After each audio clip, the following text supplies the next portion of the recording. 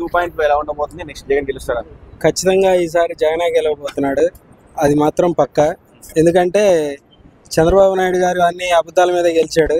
ఇచ్చిన పథకాలన్నీ కూడా సూపర్ 6 అనే ఏ ఒక్కటి కూడా అమలు కావట్లేదు కూడా.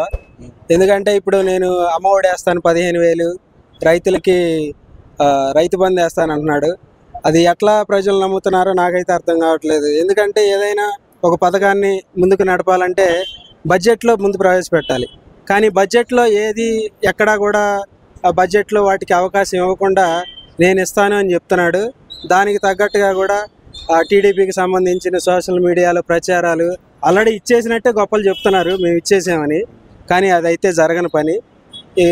కాబట్టి వల్లమే మనిషి కానీ మన పోసాని కృష్ణమూర్తి కానీ అరెస్టులు జరుగుతున్నాయి. మరి ఇట్లా నెక్స్ట్ కొడాలని అరెస్ట్ చేయబోతున్నారా? జగన్ కూడా అరెస్ట్ చేస్తారా? జగన్ అరెస్ట్ చేసే అంత సీన్ ఉండకపోవచ్చు. ఎందుకంటే ఇవన్నీ ఏంటంటే టీడీపీ ప్రభుత్వాన్ని ప్రజలు గెలిపించింది కేవలం ఈ రెడ్ బుక్ అనే దాన్ని అమలు చేయడానికే అని వాళ్ళు అనుకుంటున్నారు. కానీ అది రాంగ్. ఇప్పుడు మొత్తం వీళ్ళు చేసుకుంటా పోతే ప్రజలకి ఏం చేయట్లేదు. సరే, వాళ్ళ గవర్నమెంట్ ఉంది కాబట్టి చేస్తారు ప్రస్తుతం. తర్వాత కొడాలని చేయొచ్చు, మీరు అన్నట్టు జగన్ కూడా చేయొచ్చు. కానీ అభివృద్ధి అనేది జరగట్లా. ఇప్పుడు వాళ్ళని అరెస్ట్ చేసినంత మాత్రాన జనాలు ఓట్లేరు కదా. అభివృద్ధి చేస్తేనే జనాలు ఓట్లేస్తారు. అభివృద్ధి చేస్తామని వచ్చారు కానీ అధికారంలోకి వాళ్ళని అరెస్ట్ చేస్తామని అయితే రాలేదు. కాబట్టి ఈ అరెస్టులు అనేవి ఇప్పుడు వీళ్ళు చేశారు, తర్వాత గవర్నమెంట్ వాళ్ళు వస్తే వాళ్ళు చేస్తారు. చాలా వైసీపీ వాళ్ళు చాలా కసిగా ఉన్నారు. నెక్స్ట్ మా జగన్ వచ్చాక ఒక్కొక్కరు సంగతి చూసుకుంటాం అని అంటున్నారు. వాళ్ళు అన్నప్పుడు వీళ్ళు అన్నారు, వీళ్ళు అన్నప్పుడు వాళ్ళు అన్నారు. మొత్తానికి అయితే వాళ్ళు రివెంజ్లు అయితే జరుగుతున్నాయి కానీ ప్రజలకైతే మంచి ఏం జరగట్లేదు. మంచి అని అంటే ఇప్పటికి పాత రోజులను బట్టి పోల్చుకుంటే జగన్ వచ్చిన తర్వాత ఎంతో కొంత మేలు జరిగింది అనేది అయితే మనం కల్లారా చూస్తున్నాం. ఎందుకంటే ఇప్పుడున్న స్కూల్స్ని బట్టి మనం స్కూల్ వ్యవస్థ స్టార్ట్ అయినప్పటి నుంచి కూడా స్కూల్స్ అనేవి జగన్ వచ్చిన తర్వాతే చాలా అభివృద్ధి చెందినాయి. నాడు నేడు అనే పథకంలో కానీ CBSE సిలబస్ కానీ అన్ని విధాల స్కూల్స్ బాగా డెవలప్ అయినాయి. కాబట్టి మరి మళ్ళీ జగన్ వచ్చే అవకాశం ఉందనుకున్నా. ముఖ్యంగా వాలంటీర్ వ్యవస్థ అనేది చాలా గొప్ప వ్యవస్థ. అది ప్రతి ఒక్క పథకాన్ని కూడా వాళ్ళకి 10,000 రూపాయలు ఇస్తాము అధికారంలోకి వచ్చినాకని చెప్పారు. ఇప్పుడు ఊసే లేదు. మరి ఎట్లా చెప్తారు? అది వాలంటీర్ వ్యవస్థ అనేది ముఖ్యంగా జగన్ గారు పెట్టింది కాబట్టి ఆ వ్యవస్థ అనేది ఉంటే జగన్ గారికి ఎక్కువ మంచి పేరు వస్తుంది కాబట్టి దాన్ని తొలగించడనే ఉద్దేశం అయితే ప్రజల్లో ఎక్కువ ఉంది.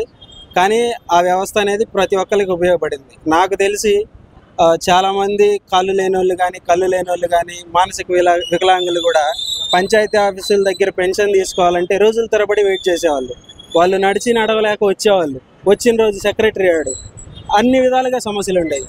కానీ ఆ సమస్యలు ఏమి లేకుండా ప్రతి ఒక్క వాలంటీర్ ఇళ్ళకెళ్ళి ఫస్ట్ తారీఖునే డబ్బులు ఇవ్వడం అనేది గొప్ప విషయం.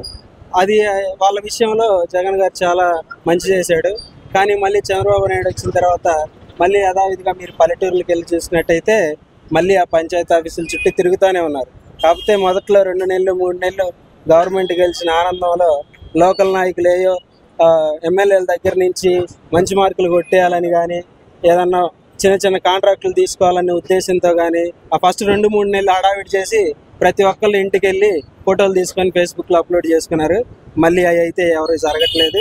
మళ్ళీ యథావిధిగా అందరూ పంచాయతీ ఆఫీస్ చుట్టూ మరి ఇప్పుడు ఈ ఎండలు అయితే బాగా ఇబ్బంది పడుతున్నారు. సో మరి పవన్ కళ్యాణ్ గారు ఎన్నికల ముందు కొంచెం అగ్రెసివ్ గా మాట్లాడారు, అధికారంలోకి వచ్చినాక చాలా డల్ అయిపోయారని చెప్పి చాలా మంది అంటున్నారు. ఎట్లా చూడొచ్చు? పవన్ కళ్యాణ్ గారు అయితే ఆయన నిజంగా ఫ్లాప్ అయిన మనిషి. ఆయన సినిమాలు ఎట్లా ఫ్లాప్ అయినాయో రాజకీయాలు అంతకంటే ఎక్కువ ఫ్లాప్ అయ్యాడు. మనం చూస్తూనే ఉన్నాం. ఆయన రాజకీయ అంటే గెలవక ముందు దాదాపు నాకు తెలిసి 2008 నుంచి రాజకీయాల్లో ఉన్నాడు. ఒక్కసారి కూడా గెలవలేదు, కనీసం పోటీ చేయలేదు.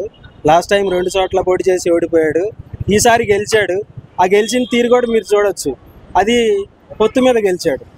ఆ గెలవడం కూడా తక్కువ మెజారిటీ ఎంతైనా కానీ గెలిచాడు. ఆ గెలిచింది కూడా ఉమ్మడి ప్రభుత్వం మీద కాబట్టి గెలిచాడు. కానీ ఆ గెలిచిన దానికి అర్థం లేకుండా చేసుకున్నాడు. ఎప్పుడైనా ఒక వ్యక్తి గెలిచాడంటే ఆ గెలిచిన దానికైనా కొంతైనా పనిచేయాలి. కానీ అటువంటిదే చేయట్లేదు ఆయన. కేవలం ఆయన గెలిచింది మాలేసుకొని దీక్షలు చేయడానికి. రాగానే మేము షుగర్ దీన్ని టేకప్ చేస్తామని చెప్పారు. మరి అది మూసేయలేదు. జగన్ గవర్నమెంట్ ఉన్నప్పుడు లాస్ట్ టైం టీడీపీ గవర్నమెంట్ ఉన్నప్పుడు సుగాలి ప్రీతి చనిపోయింది. ఆవిడ చనిపోయిన తీరు కూడా పోస్ట్ మార్టంకి వచ్చేసరికి చాలా దారుణమైన విషయాలు వెలికి చూశాయి. టీడీపీలో ఎటువంటి న్యాయం జరగలేదు. తర్వాత జగన్ గవర్నమెంట్ వచ్చిన తర్వాత అందరికీ తెలిసిన విషయమే, సొగాలి ప్రీతి వాళ్ళ నాన్నకి గవర్నమెంట్ జాబ్ వచ్చింది, 5 ఎకరాల పొలం ఇచ్చారు, ఉండడానికి ఇళ్ళ ప్లాట్ ఇచ్చారు, మరి ఎంత కొంత డబ్బులు కూడా ఇచ్చారు. పవన్ కళ్యాణ్ గారు అన్నట్టుగా ఆయన టీడీపీతో కలిసే ఉన్నాడు కాబట్టి ఎన్నికల ముందు సొగాలి ప్రీతికే మొదటి న్యాయం చేస్తానని ఆయన చెప్పుకుంటూ వచ్చాడు. కానీ ఇప్పటివరకు గెలవలేదు, ఇప్పటివరకు వాళ్ళని కలిసింది లేదు, వాళ్ళతో మాట్లాడింది లేదు. కాబట్టి ఆయన రాజకీయ నీతి అనేది ఇక్కడే మనం తెలుసుకోవచ్చు. ఎందుకు మరి ఆ ఊస ఎత్తట్లేదు? ఎందుకంటే అది లాస్ట్ టైం టీడీపీ గవర్నమెంట్లో జరిగింది. ఆ గవర్నమెంట్లో జరిగింది కాబట్టి దాన్ని మీరు క్లుప్తంగా చూసినట్టయితే ఆమె ఎక్కడైతే చనిపోయింది ఆ స్కూల్ వరండాల ముందు ఫస్ట్ ఎంట్రన్స్లోనే ఒక పెద్ద మంచి లగ్జరీ రూమ్ ఉండింది అక్కడ ఆ స్కూల్లో. అది చాలా ఫస్ట్లో అందరు కూడా దాన్ని కవర్ చేయలేదు న్యూస్ మీడియా గారు. తర్వాత ఆ రూమ్ బయటపడింది. ఆ రూమ్ ఎందుకు బయటపడిందంటే ఆ అమ్మాయి చనిపోయింది కూడా ఆ రూమ్లోనే, బాధించబడి చనిపోయిందని అక్కడి స్కూల్లో ఉన్న మిగతా స్టాఫ్ చెప్పడం జరిగింది. కానీ దాన్ని ఎవరు పట్టించుకోలేదు. ఆమె చనిపోయిన తీరు కూడా ఆమె పొట్టలో చాలా వరకు మానవుని వ్యర్థాలు ఉన్నట్టు గుర్తించారు అప్పుడు. అది ఆ గవర్నమెంట్లో జరిగింది. ఆ గవర్నమెంట్ వాళ్ళని వెనకేసుకొచ్చింది కాబట్టి ఇప్పుడు ఆ గవర్నమెంటే పవన్ కళ్యాణ్తో కలిసింది కాబట్టి మళ్ళీ వ్యతిరేకంగా మాట్లాడితే పవన్ కళ్యాణ్కే ఇబ్బంది కాబట్టి ఆయన దాని గురించి మాట్లాడితే సొగాలి ప్రీతి గురించి మాట్లాడితే చంద్రబాబు గారు బ్యాడ్ అయిపోతారు. మాట్లాడకపోతే మన ప్రజల కాడ బ్యాడ్ అయిపోతారు కదా. ప్రజల కాడ బ్యాడ్ అవ్వడం తర్వాత విషయం. ఇప్పుడు ఆల్రెడీ కలిసి ఉన్నారు, ఆయన గెలిచాడు కాబట్టి ఇప్పుడు ప్రజలతో ఆయనకి పెద్ద అవసరం లేదు. మేబీ ఆయన మళ్ళీ సొగాలి ప్రీతి కేసు గురించి మాట్లాడాలంటే మళ్ళీ ఎలక్షన్స్ రావాలి. ఎలక్షన్స్ వస్తేనే ఆయన సొగాలి ప్రీతి కేసు గురించి మాట్లాడతాడు, ఖచ్చితంగా మాట్లాడతాడు. కానీ ఎలక్షన్లో మాత్రం రావాలి. ఆ ఎలక్షన్లు వచ్చినప్పుడు కూడా వాళ్ళతో విడిపోయి ఉండాలి, వాళ్ళతో కలిసి ఉంటే మాత్రం మాట్లాడు. సో ఫైనల్గా జగన్ 2.0 గురించి ఏం చెప్తారు? జగన్ 2.0 అంటే ఎవరి 2.0 అయినా కూడా వాళ్ళు చేసిన తప్పుల్ని తెలుసుకొని మళ్ళీ ఆ మిస్టేక్లు చేయకుండా ఉండి చేస్తేనే అది 2.0 అవుద్ది. వాళ్ళు ఇబ్బంది పెట్టారు, నేను ఇబ్బంది పెడతానంటే అది 2.0 కింద రాదు. ప్రీవియస్లో ఆయన చేశాడు, ఎన్నో మంచి కార్యక్రమాలు చేశాడు. ఎక్కువ మెడికల్ కాలేజీలు కట్టించాడు, స్కూళ్ళను అభివృద్ధి చేశాడు, ఎయిర్పోర్ట్లు ఉన్నాయి. అదేవిధంగా మనకి కోస్టల్ తీరంలో ఎక్కువ ఓడరేవులు కట్టించాడు. ఇంతవరకు ఆంధ్రప్రదేశ్ చరిత్రలో జరగని అభివృద్ధి జరిగింది. కానీ అది చెప్పుకోవడంలో విఫలమయ్యాడు. ప్రజెంట్ మనం చూస్తే ఏపీ అసెంబ్లీ కట్టడానికి 640 కోట్లు చంద్రబాబు నాయుడు గారు కేటాయించారు. అదే జగన్ గారు 330 కోట్లతో వైజాగ్లో కడితే దాన్ని విలాసాల కోసం కట్టుకున్నాడు, సొంత ఉపయోగాల కోసం కట్టుకున్నాడు అని మాట్లాడారు. అదే 340 కోట్లు కాకుండా ఇప్పుడు 640 కోట్లు ప్రజాధనాన్ని దుర్వినియోగం చేస్తున్నాడు చంద్రబాబు. అదే దుర్వినియోగం చేయకుండా ఆ 340 కోట్లతో కట్టింది ఉపయోగించుకుంటే ఇంకా మంచి జరిగిద్దని నా అభిప్రాయం. ఓకే అన్న, థ్యాంక్ యూ.